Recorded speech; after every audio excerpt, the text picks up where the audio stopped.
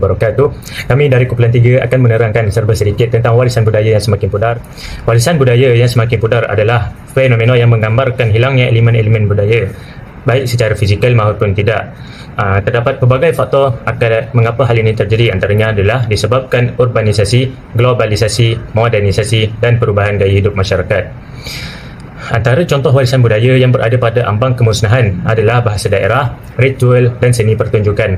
Hal ini berlaku kerana kurangnya perintis di generasi sekarang yang mengamalkan warisan budaya ini. Kita akan pergi ke bahagian saya, iaitu pemusnahan warisan budaya.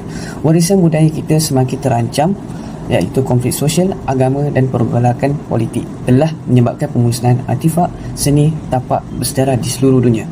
Bila warisan dimusnahkan, kita kehilangan sejarah, nilai intelektual dan identiti yang telah dibina selama berabad-abad. Setiap artifak yang hilang adalah sebahagian daripada tamadun yang lenyap. Warisan budaya memainkan peranan penting dalam membentuk jati diri dan perpaduan masyarakat. Tanpa warisan ini, generasi akan datang tidak lagi mempunyai akal untuk memahami siapa mereka. Di tempat seperti Iraq, Mali dan Syria, tapak bersejarah telah musnah akibat peperangan dan konflik artifak budaya dijadikan sasaran, memusnahkan identiti bangsa yang cuba mereka lenyapkan. Seterusnya, kita akan pergi ke persekitaran sosial. Warisan budaya kita semakin terancam oleh pembangunan dan konflik. Bagaimana kita boleh melindungi persekitaran sosial warisan budaya ini? Pertama, undang-undang perlu diperkukuhkan. Di Malaysia, Akta 645 telah diperkenalkan untuk memelihara kawasan bersejarah, tetapi undang-undang ini perlu dikuatkuasa dengan lebih ketat. Yang kedua, pembangunan lestari mesti diterapkan. Infrastruktur yang dibina perlu dirancang dengan baik agar tidak memusnahkan tapak warisan. Yang ketiga, kita harus mewujudkan zon perlindungan warisan budaya di sekitar kawasan bersejarah. Zon ini akan melindungi warisan daripada konflik dan kemusnahan. Selain itu, pendidikan dan kesedaran awam perlu ditingkatkan. Masyarakat harus faham pentingnya memelihara warisan budaya kita. Akhir sekali, kita akan pergi ke bahagian saya, iaitu usaha untuk melindungi dan menambah warisan budaya. Warisan budaya adalah identiti kita, namun ancaman pemusnahan terus berlaku. Bagaimana kita boleh melindungi dan memperkaya warisan ini? Pertama, kerajaan dan UNESCO harus memperkukuh undang-undang untuk melindungi warisan budaya. Hukuman berat perlu dikenakan kepada mereka yang merosakkan artifak dan tapak sejarah. Kesedaran awam juga perlu diperluaskan. Kempen, pameran dan program sekolah dapat mendidik masyarakat tentang pentingnya memelihara warisan budaya. Selain itu, seni artifak dan tradisi harus didokumentasikan dan digitalisasikan agar ia dapat disimpan dengan baik untuk generasi akan datang. Insentif juga boleh diberikan pengamal budaya dan komuniti supaya seni warisan terus hidup. Dan ini masuk ke bahagian saya pula, iaitu sekolah vernakular. Seperti yang kita tahu, tempat umum yang kita namakan sekolah ini adalah sebuah tempat yang penting, atau pendek katanya adalah gudang ilmu untuk semua generasi dari masa ke masa. Dan sekolah pula terbahagi kepada dua, iaitu sekolah kebangsaan dan sekolah vernakular. Pada awal kewujudan sekolah vernakular ini, semuanya tiada masalah. Semua masyarakat bergembira kerana mereka menganggap bahawa sekolah vernakular ini adalah satu kemajuan dalam sistem pendidikan negara kita. Namun, hari kian mendatang, terdapat segelintir masyarakat yang menganggap sekolah vernakular ini adalah sebuah sekolah yang boleh mengancam perpaduan nasional. Terdapat sekolah yang terdapat sekolah yang menggunakan bahasa Tamil ataupun bahasa Mandarin sebagai bahasa pengantaraan. Mereka menganggap bahawa bahasa ini akan melenyapkan ataupun memunahkan bahasa Melayu. Sebab itulah terdapat segelintir masyarakat yang merasakan bahawa sekolah vernakular ini harus dimansuhkan atas ini masa. Baiklah, jika sebelum ini kita telah mengenal sebuah sedikit tentang sekolah vernakular dan masalah yang dihadapi olehnya, sudah tentu kita tahu bahawa setiap masalah itu mempunyai jalan ataupun cara penyelesaiannya tersendiri. Dengan ini, sukacitanya ingin saya maklumkan bahawa badan yang berperan penting untuk mencantas masalah yang dihadapi oleh sekolah vernakular ini adalah Badan Informasi Negara itu sendiri. Telah kita lihat di dalam kaca televisyen yang memaparkan tentang berita oleh TV3 Nasional Berhad, mereka telah memaparkan isu-isu semasa yang berlaku di dalam negara untuk kita ambil cakna. Dan sejak meniti arus kemerdekaan ini, teknologi kian canggih dan kita telah mengakses pelbagai teknologi yang menarik seperti telefon bimbit, di mana kita mempunyai aplikasi TikTok, Facebook dan Chrome untuk mengetahui isu-isu yang terdapat di Malaysia dan dapat kita ambil contoh. Nampaknya kita telah sampai kepada penghujung kepada bahagian saya, iaitu cara untuk menyelesaikan masalah yang dihadapi oleh sekolah vernakular ini. Antara cara ataupun langkah yang boleh mereka ambil adalah dengan bergabung dalam satu badan.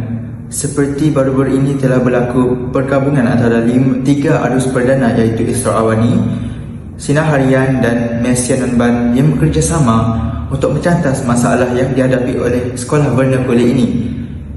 Dengan adanya kerjasama yang dibangunkan oleh mereka 3 arus media perdana ini, mereka telah berjaya mengambil pengaruh daripada ibu bapa untuk lebih giat menghantar anak-anak ke sekolah vernakular. Dengan ini, isu yang dikatakan ancaman kepada perpaduan nasional boleh dicantas. Nampak itu adalah hasil daripada kerjasama dan impak positif daripada langkah-langkah yang dilakukan oleh Badan Informasi Negara. Sekian. Jangka hayat seni kebudayaan termasuk permainan tradisional bakal lenyap dalam tempoh 20 tahun lagi apabila generasi masa kini tidak lagi berminat untuk memeliharanya ekoran ledakan teknologi dan peredaran zaman.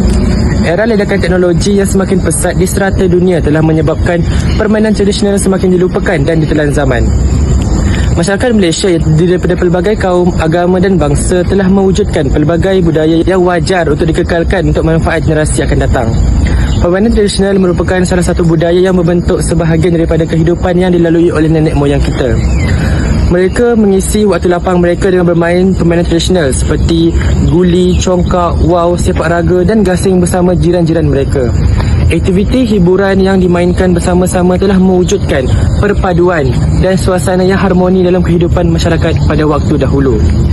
Permainan tradisional merupakan salah satu daripada identiti negara yang mampu menjadi tarikan pelancong asing ke negara kita dan seterusnya dapat meningkatkan imej dan reputasi negara di mata dunia. Kembali dalam masalah tadi, iaitu permainan tradisional semakin hilang di masa zaman.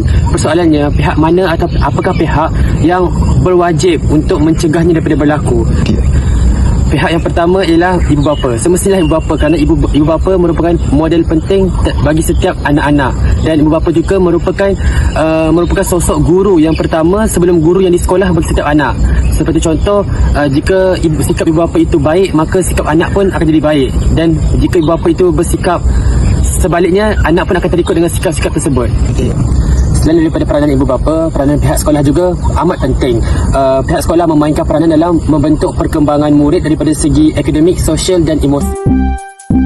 Okay, tadi kita sudah masuk tentang alat penyelesaian masalah. Jadi persoalannya, apakah pihak-pihak yang tadi tu perlu buat untuk bagi memastikan permainan tradisional tidak hilang di telan zaman? Yang pertama ialah pihak ibu bapa. Ibu bapa memainkan peranan penting untuk mengenalkan kepada anak-anak mereka tentang keseronokan permainan tradisional ini. Ibu bapa juga boleh memberikan hadiah kepada anak-anak mereka permainan tradisional dalam sambutan hari jadi, sambutan peperiksaan dan sebagainya.